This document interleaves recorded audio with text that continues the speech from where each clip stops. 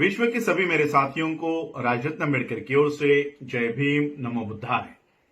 The बुद्धानिज धम्मा के episode 57 में 57वें भाग में आप सभी लोगों का स्वागत है। हम लोग द बुद्धानिज धम्मा के बुक 3 का अध्ययन कर रहे हैं कि what the Buddha taught, Buddha की शिक्षाएं क्या है। और इस बुक 3 का पार्ट 5 हम लोग देख रहे हैं कि व्हाट इज सद्धम्म, सद्धम्म क्या है। और सद्धम्म के जो 4 पार्ट्स है, पहला पार्ट कि सद्धम्म के कार्य कौन से है, वो पार्ट हम लोग देख रहे हैं। पहला चैप्टर कि मन के अशुद्धता को शुद्ध करना, ये सद्धम्म का पहला कार्य है, ये कल हम लोगों ने देखा। और आज इस सद्धम्म के कार्य का दूसरा चैप्टर हम लोग देखने जा रहे हैं और इस चैप्टर का नाम है to make the world a kingdom of righteousness. इसका हिंदी में अनुवाद होगा, राइटियसनेस का गूगल ट्रांसलेट में कई सारे अर्थ इसके दिए गए हैं। तो यहां पर जो अर्थ फिट बैठता है वो है पृथ्वी को या विश्व को धम्म राज्य बनाना। ये सदाचार, ये सद्धम्म का दूसरा काम है। तो चलिए इस एपिसोड की शुरुआत करते हैं। डॉक्टर बाबा साहब अम्बेडकर लिखते हैं कि what is the purpose of religion, धर्म का उद्देश्य क्या है। यह एक ऐसा सवाल है जिस पर अलग अलग धर्मों ने अलग अलग जवाब दिए हैं। और सबसे आम जवाब यह है कि इंसान को, मनुष्य को भगवान की, ईश्वर की तलाश में लगाना, ईश्वर के मार्ग पर लगाना और इंसान का आत्मा की मुक्ति का महत्व इंसान को समझाना, मनुष्य को उसके आत्मा की मुक्ति का क्या महत्व होता है यह समझाना, यह सबसे आम जवाब धर्म के उद्देश्य का दिया जाता है। ज्यादातर धर्म ये 3 राज्यों की बात करते हैं। पहला राज्य स्वर्ग का राज्य, दूसरा पृथ्वी का राज्य कहलाता है और तीसरा नरक का राज्य कहलाता है। ऐसा कहा जाता है कि स्वर्ग के राज्य पर भगवान का, ईश्वर का राज होता है। नरक के राज्य पर शैतान का अविवादित साम्राज्य या एक अधिकार शैतान का होता है। और पृथ्वी के बारे में विवाद है। इस पर ना तो शैतान का राज है ना तो भगवान का राज है, लेकिन किसी ना किसी दिन इस पृथ्वी पर भी भगवान का राज आएगा, ऐसी उम्मीद की जाती है। कुछ धर्मों में स्वर्ग के राज्य पर भगवान का सीधा अधिकार होने की वजह से या भगवान का सीधा शासन होने की वजह से वहां पर धर्म राज्य स्थापित हो चुका है। अन्य धर्मों में स्वर्ग का राज्य ये पृथ्वी पर नहीं है, ये स्वर्ग का ही, यानी स्वर्ग के राज्य का दूसरा नाम स्वर्ग ही है। वहां केवल वही लोग जा सकते हैं जो भगवान पर और भगवान के भेजे हुए पैगंबर पर या भगवान के भेजे हुए मसीहा के ऊपर जो व्यक्ति विश्वास रखता है, विश्वास करता है, केवल वही व्यक्ति इस स्वर्ग में जा सकता है। और जब वो स्वर्ग में पहुंचता है तब जो वफादार होता है, जो भगवान का वफादार होता है, भगवान के दलालों का, भगवान के मसीहाओं का, भगवान के पैगंबरों का जो वफादार होता है, उसे संसार के सारे सुख उसके पहुंच में होते हैं। सभी धर्म यही सिखाते हैं और कि इंसान को इस स्वर्ग के राज्य में पहुंचना ही उसके जीवन का ध्येय होना चाहिए। सभी धर्मों की यही शिक्षा है कि स्वर्ग में पहुंचना ही इंसान का उद्देश्य होना चाहिए। और स्वर्ग के राज्य में कैसे पहुंचा जाए, यही इंसान के जीवन का अंतिम लक्ष्य होना चाहिए। यही धर्मों की शिक्षा या धर्मों का कहना है। तथागत बुद्ध का इस सवाल के ऊपर कि धर्म का उद्देश्य क्या है, इसके ऊपर उनका एक अलग ही जवाब था। उनका जवाब इन सारे जवाबों से भिन्न था। तथागत बुद्ध ने लोगों को कभी नहीं बताया कि इंसान के जीवन का उद्देश्य किसी काल्पनिक स्वर्ग में पहुंचना या किसी काल्पनिक स्वर्ग की प्राप्ति होना चाहिए। तथागत बुद्ध ने धर्म का, मैं यहां पर धर्म नहीं कहूंगा, क्योंकि थोड़ा सा अपार्ट फ्रॉम दिस एपिसोड, इस टेक्स्ट, इस सारे लिखे हुए डॉक्टर बाबा साहब अंबेडकर जी द्वारा लिखे हुए इस टेक्स्ट के अलावा मैं आपको कहना चाहता हूं कि धर्म का राज्य और धम्म का राज्य, इसमें काफी फर्क है। जैसे हम लोग रामायण में देखते हैं कि शंभूक ने पढ़ाई करने पर, उसने शिक्षा ग्रहण करने पर राम जैसा व्यक्ति उसको आकर बाण से मार डालता है। तो ये होता है धर्म का राज्य, जहां पर चातुर्वर्ण व्यवस्था है, महिलाओं के ऊपर शोषण है। इसलिए मैं धर्म का राज्य नहीं कहूंगा, मैं धम्म का राज्य कहूंगा, क्योंकि यहां पर इक्वलिटी है, समानता है, बंधुता है, और ये सभी धम्म राज्य में आता है। इसलिए मैं जहां जहां पर राइटियसनेस, धर्म का राज्य ये शब्द आएगा, मैं वहां पर धम्म का राज्य ये उल्लेख करूंगा। इसलिए फिर से अपने टेक्स्ट की ओर चलते हैं। धर्म का राज्य, धम्म का राज्य ये धरती पर ही हो सकता है। तथागत बुद्ध का कहना है कि तथागत बुद्ध ने लोगों को कभी नहीं कहा कि इंसान के जीवन का उद्देश्य किसी काल्पनिक स्वर्ग की प्राप्ति होना चाहिए, बल्कि धम्म का राज्य ये धरती पर ही और इंसान को यहां अपने सही आचरण या सदाचरण से ही पहुंचा जा सकता है। यानी जो धम्म का राज्य है ये कहीं स्वर्ग में नहीं होगा, ये किसी काल्पनिक स्वर्ग का भाग नहीं होगा, ये धरती पर ही स्थापित हो सकता है और इंसान अपने अच्छे कर्मों से, अपने अच्छे आचरण से, सदाचरण से वहां पर पहुंच सकता है। तथागत बुद्ध ने लोगों को बताया कि अगर वो अपने जीवन से दुख को या कष्ट को मिटाना चाहते हैं तो वो दूसरों के साथ अच्छा व्यवहार करे, सदाचरण करे, और इस धरती पर धम्म का राज्य स्थापित करे। और यही वो सिद्धांत है जो तथागत बुद्ध के धम्म को अन्य धर्मों से अलग रखता है, भिन्न रखता है। तथागत बुद्ध का सारा जोर, ये तथागत बुद्ध का धम्म, ये पंचशील, अष्टांग मार्ग और 10 पारमिताओं पर ये धम्म, तथागत बुद्ध का धम्म जोर देता है, महत्व देता है। तथागत बुद्ध ने इन्हें अपने धम्म का आधार या मूल क्यों बनाया? तथागत बुद्ध ने पंचशील, अष्टांगिक मार्ग और 10 पारमिताओं को अपने धम्म का मूल, बेस, आधार क्यों बनाया?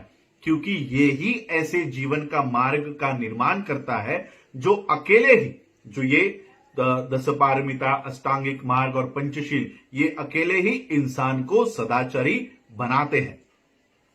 एक इंसान का दूसरे इंसान के साथ अन्याय करना ही इंसान के दुख का कारण होता है और केवल सदाचरण ही इस अन्याय को खत्म कर सकता है, दूर कर सकता है और उससे निर्माण होने वाले दुख को दूर किया जा सकता है।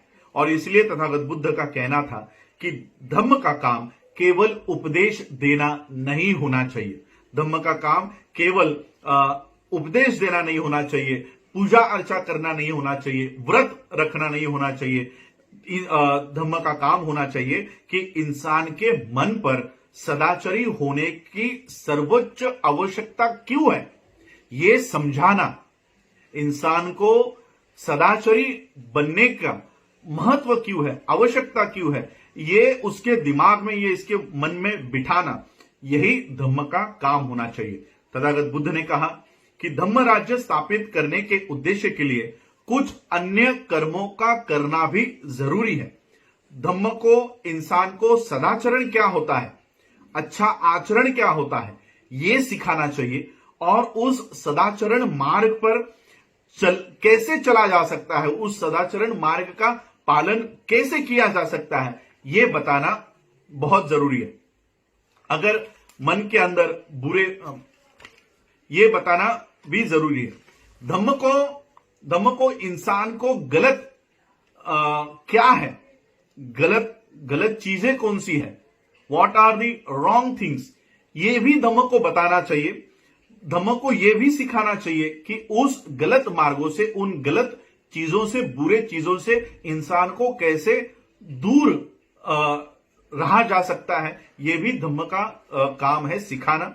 तथागत बुद्ध ने धर्म के इन उद्देश्यों के अलावा कि सही क्या है और गलत क्या है, ये सिखाने के अलावा धर्म के और दो सर्वोच्च उद्देश्य तथागत बुद्ध ने दो सर्वोच्च महत्व पर जोर दिया हुआ है। पहला है इंसान का स्वभाव, इंसान के स्वभाव और प्रवृत्ति का प्रशिक्षण, जो प्रार्थना करना, पूजा अर्चा करना, व्रत रखना और बलि चढ़ाने से अलग है, भिन्न है। तथागत बुद्ध ने देवदह सूत्र में जैन धर्म की व्याख्या करते समय इस बात को स्पष्ट किया है। जैन धर्म के संस्थापक महावीर का यह दावा था कि इंसान जो कुछ भी अनुभव करता है इस जीवन में, इंसान जो कुछ भी अनुभव करता है, चाहे वो सुखद हो चाहे वो दुखद हो, वो सब उसके पिछले जन्मों का परिणाम है, वो सब उसके पिछले जन्मों के कर्मों का रिजल्ट है, परिणाम है। पिछले जन्म के दुष्कर्मों को समाप्त करने में और उसे शुद्ध करने में और नए दुष्कर्म इस जीवन में नए दुष्कर्म नहीं करने से और भविष्य में इसकी वृद्धि नहीं होती है। और जैसा कि भविष्य में इसकी वृद्धि नहीं होगी तो दुष्कर्म अपने आप खत्म हो जाएंगे, और जैसे ही दुष्कर्म बुरे कर्म खत्म हो जाएंगे, दुख भी, आने वाले जन्म का दुख है वो भी खत्म हो जाएगा। और आने वाले जन्म में दुख जैसे ही खत्म हो जाता है, सारी वेदना, सारी भावना खत्म हो जाएगी, और जैसे ही सारी वेदना, सारी भावना आने वाले जन्म में खत्म हो जाएगी, दुख आने वाले जन्म में हमेशा हमेशा के लिए खत्म हो जाएगा। ये जैन धर्म का दावा था। इस पर तथागत बुद्ध ने पूछा, क्या तुम जानते हो कि यहां और अभी इसी जन्म में क्या गलत प्रवृत्तियों का नाश हो गया है और क्या अच्छी प्रवृत्तियां प्राप्त हो गई है, अच्छे कर्म प्राप्त हो गए हैं? क्या तुम जानते हो कि इस जन्म में पिछले जन्म की सारे दुष्कर्म खत्म कर दिए हैं और आने वाले जन्म के लिए हमने अच्छी प्रवृत्तियों को प्राप्त कर लिया है? क्या कोई जानता है? तो इसका जवाब था नहीं। तथागत बुद्ध ने पूछा, तो फिर पिछले जन्म के दुष्कर्मों को शुद्ध करना और इस जन्म में दुष्कर्म नहीं करना, इसका क्या महत्व है, इसका क्या उपयोग है अगर इंसान अपने मन का कोई प्रशिक्षण नहीं करता जो बुरे मन प्रवृत्तियों को अच्छे प्रवृत्तियों में बदल सकता है? तो ऐसे पिछले जन्म के दुष्कर्मों को शुद्ध करने का क्या मतलब है, क्या उपयोग है? तथागत बुद्ध के विचारों के धर्म की यही सबसे बड़ी खामी थी। तथागत बुद्ध के अनुसार धर्म में सबसे बड़ी खामी यही सारी चीजें थी। एक अच्छी मनोप्रवृत्ति, एक अच्छे मन का स्वभाव ही स्थायी, हमेशा परमानेंट अच्छाई का आधार होता है, और यही परमानेंट अच्छाई का आश्वासन होता है। अच्छे मन का स्वभाव या अच्छी मनोप्रवृत्ति। और इसलिए तथागत बुद्ध ने मन के प्रशिक्षण पर जोर दिया है, और इसलिए तथागत बुद्ध ने मन के प्रशिक्षण को प्रथम स्थान दिया है, जो मनोप्रवृत्ति या इंसान के स्वभाव के प्रशिक्षण के समान ही था। दूसरी चीज जो तथागत बुद्ध ने सबसे ज्यादा जिसको महत्व दिया है वो था साहस। साहस का मतलब हिम्मत, सही के साथ हमेशा खड़े रहना, चाहे सही के साथ कोई खड़ा नहीं हो, मैं अकेला ही उसके साथ खड़ा रहूंगा। ये साहस, ये हिम्मत तथागत बुद्ध ने अपने सिद्धांतों में सबसे ज्यादा महत्व साहस को दिया। सालेक सूत्र में तथागत बुद्ध ने इस बात को स्पष्ट किया। तथागत बुद्ध ने कहा कि तुम्हें ये ठानना चाहिए, तुम्हें ये ठानना होगा, चाहे दूसरे लोग हत्या करें, मैं कभी हत्या नहीं करूंगा। चाहे दूसरे लोग चोरी करें, मैं कभी चोरी नहीं करूंगा। चाहे दूसरे लोग झूठ बोले, बुरा बोले, निंदा करे, बकबक करे, बकवास करे, मैं कभी नहीं करूंगा। चाहे दूसरे लोग लोभी हो, लालची हो, मैं कभी भी लोभी नहीं होऊंगा, लालची नहीं होऊंगा। चाहे दूसरे लोग दुष्ट क्यों ना हो, मैं कभी भी दुष्ट नहीं होऊंगा।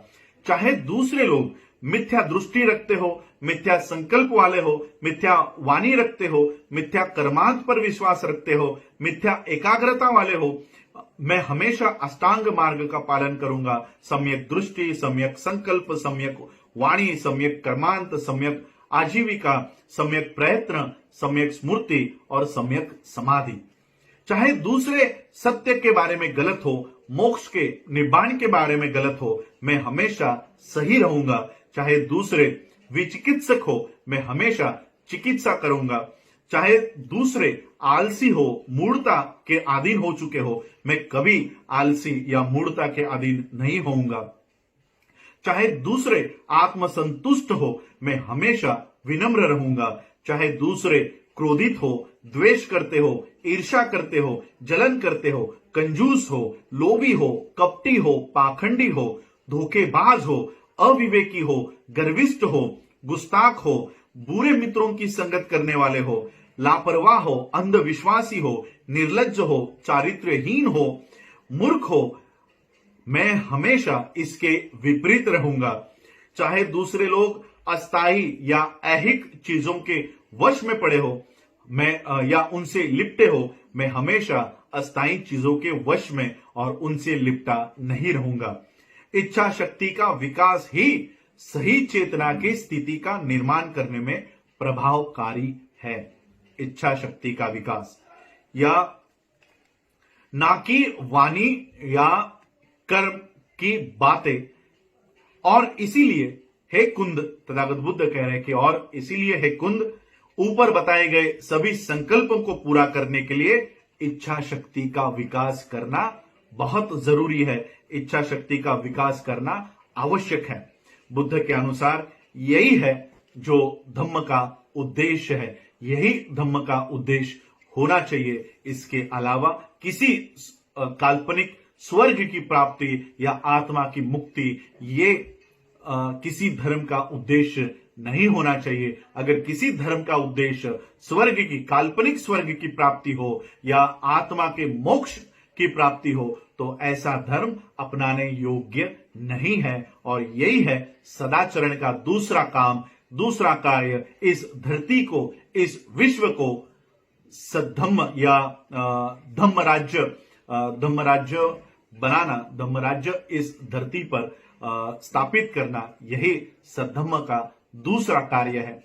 यही है आज का ये चैप्टर। आज आप लोगों ने मुझे सुना, उसके लिए आप सभी लोगों का आभार, धन्यवाद। जय भीम, जय भारत, जय बुद्ध।